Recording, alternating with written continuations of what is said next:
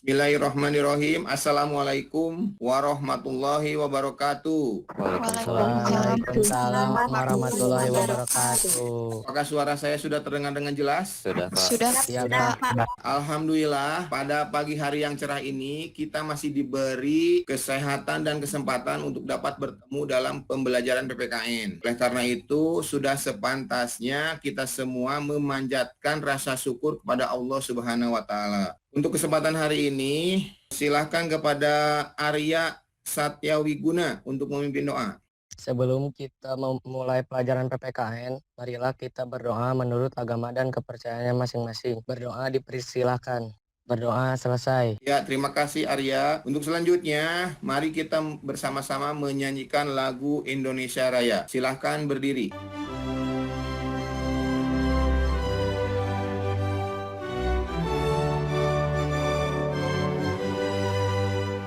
Dengan menyanyikan lagu Indonesia Raya ini, kita sadari bahwa pentingnya persatuan dan kesatuan untuk menguatkan bangsa Indonesia. Juga mengingatkan kepada kita, membela Indonesia adalah suatu kemuliaan. Untuk kehadiran, apakah kalian sudah mengisi Google Form? Sudah. Ya, alhamdulillah. Untuk selanjutnya, pekan kemarin kita sudah mempelajari tentang teori kedaulatan. Jadi ada berapa teori kedaulatan yang sudah dibahas di pekan kemarin? 5, Pak. Sudah 5, Pak. Siapa yang bisa menyebutkan teori kedaulatannya? Siap saya, Pak. 1. Teori kedaulatan Tuhan. 2. Teori kedaulatan raja. 3. Teori kedaulatan negara. 4. Teori kedaulatan hukum. Dan 5. Teori kedaulatan rakyat. Dari 5 teori kedaulatan itu, mana yang cocok diterapkan di negara Indonesia? Izin menjawab, Pak. Yang pertama, teori kedaulatan hukum, dan yang kedua, teori kedaulatan rakyat. Ya, benar sekali. Nah, untuk pekan sekarang, kita akan membahas kelanjutan dari 2 teori yang cocok diterapkan di Indonesia. Teori kedaulatan rakyat dan teori kedaulatan hukum. Selanjutnya, izinkan Bapak untuk memperlihatkan KIKD, indikator, serta tujuan pembelajaran pada hari ini. Ini adalah kompetensi inti, kemudian ini adalah kompetensi dasar, selanjutnya adalah indikator pencapaian kompetensi, dan ini adalah tujuan pembelajaran hari ini. Kita langsung saja masuk ke materi hari ini, yaitu tentang bentuk dan prinsip kedaulatan negara Republik Indonesia. Tayangannya apakah sudah terlihat oleh kalian? Sudah, Pak. Siap, Sudah, Pak. Indonesia menganut teori kedaulatan rakyat. Apa yang menjadi landasan hukumnya? Yaitu ada 2. Yang pertama, pada pembukaan Undang-Undang Dasar Negara Republik Indonesia alinea keempat, dan pada pasal 1 ayat 2 Undang-Undang Negara Republik Indonesia tahun 1945. Ajas pemilu berikutnya yaitu ajas rahasia, jujur, dan adil.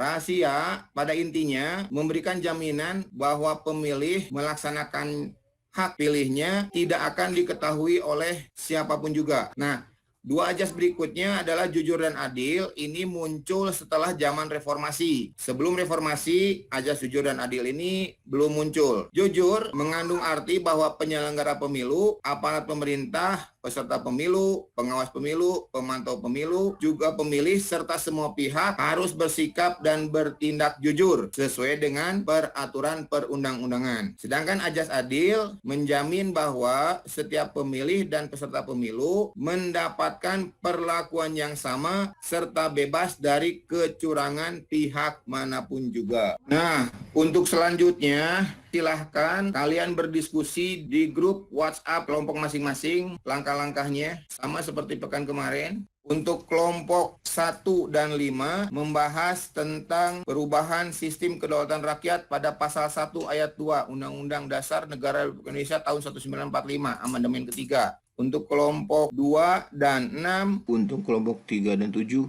4 dan 8, waktu kalian berdiskusi adalah selama 10 sampai 15 menit.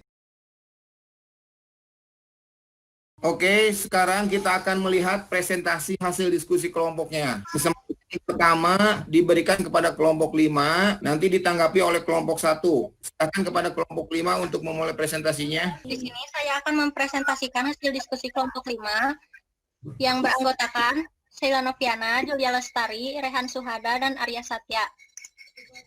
Permasalahan perubahan sistem kedaulatan rakyat pada pasal 1 ayat 2 Undang-Undang Dasar Negara Republik Indonesia tahun 1945. Identifikasi masalah, apakah ada dampak dari adanya perubahan sistem kedaulatan rakyat pada pasal 1 ayat 2 Undang-Undang Dasar Negara Republik Indonesia tahun 1945 amandemen ketiga. Fakta yang ditemukan perubahan pada pasal 1 ayat 2 Undang-Undang Dasar 1945 awalnya berbunyi, kedaulatan adalah di tangan rakyat dan dilakukan sepenuhnya oleh Majelis Permusyawaratan Rakyat. Kemudian diubah pada saat perubahan ketiga, Undang-Undang Dasar 1945 menjadi kedaulatan berada di tangan rakyat dan dilaksanakan menurut Undang-Undang Dasar. Analisa kelompok, perubahan rumusan pada pasal 1 ayat 2 tersebut membawa dampak sebagai berikut. Terjadinya perubahan gagasan mendasar tentang kedaulatan rakyat dalam Undang-Undang Dasar 1945 bahwa pemilik kekuasaan tertinggi dalam negara adalah rakyat. Dahulu kedaulatan berada di tangan MPR, sekarang berada di tangan rakyat. Perubahan terhadap cara rakyat memberikan mandat terhadap penyelenggara kekuasaan negara, misalkan pada pemilihan presiden yang awalnya dipilih MPR menjadi dipilih langsung oleh rakyat. Pemilihan wakil rakyat di DPR, DPRD, dan DPD di mana tidak ada seorang pun anggota DPR dan DPD yang ditunjuk sebagai pernah terjadi pada masa-masa sebelum reformasi. Kesimpulan, perubahan sistem kedaulatan rakyat pada pasal 1 ayat 2 Undang-Undang Dasar Negara Republik Indonesia tahun 1945 amandemen ketiga membawa dampak pemahaman tentang kedaulatan rakyat. Terima kasih. Sekarang silahkan kepada kelompok 1 untuk memberikan tanggapan atas presentasi dari kelompok 5. Saya Keisha, wakil dari kelompok 1, akan memberikan tanggapan hasil diskusi dari kelompok 5. Apa yang ditayangkan oleh kelompok 5 sama seperti apa yang kelompok 1 buat. Tetapi perbedaannya adalah pada analisa kelompoknya, di mana kelompok kami lebih memfokuskan pada pemilu legislatif, di mana pada zaman dahulu rakyat memilih partai, kemudian partai yang memilih siapa yang akan menjadi wakil rakyat di lembaga DPR. Sedangkan sekarang rakyat dapat memilih langsung orang yang akan menjadi wakil rakyatnya. Alhamdulillah, terima kasih Bapak ucapkan kepada semua kelompok telah mempresentasikan hasil diskusinya dan memberikan tanggapan terhadap hasil diskusi kelompok lain. Untuk selanjutnya, Bapak telah memposting lembar kerja peserta didik untuk kalian kerjakan, diakhiri oleh latihan. Untuk penilaian harian, hari ini setelah pukul 13.00 waktu Indonesia Barat. Alhamdulillah, waktu sudah menunjukkan pukul 8:47.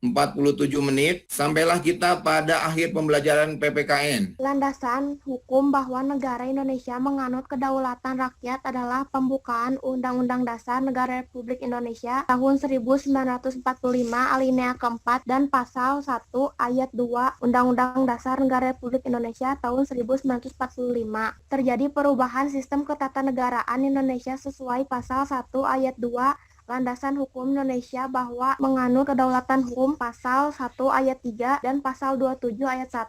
Siapa yang mau menambahkan? Ada 4 hal yang mau saya tambahin, yaitu pertama ada 6 prinsip kedaulatan NRI, yang kedua itu ada 6 syarat dasar untuk terselenggaranya pemerintah yang demokratis di bawah rule of law. Terus yang ketiga itu sumber demokrasi Pancasila adalah tata nilai sosial budaya bangsa yang sudah melekat dalam kehidupan masyarakat sejak dulu. Terus yang terakhir ajas pemilu adalah luber dan jurdil. Jangan lupa kalian untuk mengerjakan lembar kerja peserta didik dan mengikuti penilaian harian pada hari ini mulai pukul 13.30. Demikian pembelajaran PPKN hari ini. Kita akhiri dengan mengucapkan hamdalah. Alhamdulillah. Wassalamualaikum warahmatullahi wabarakatuh. Waalaikumsalam. Waalaikumsalam warahmatullahi wabarakatuh.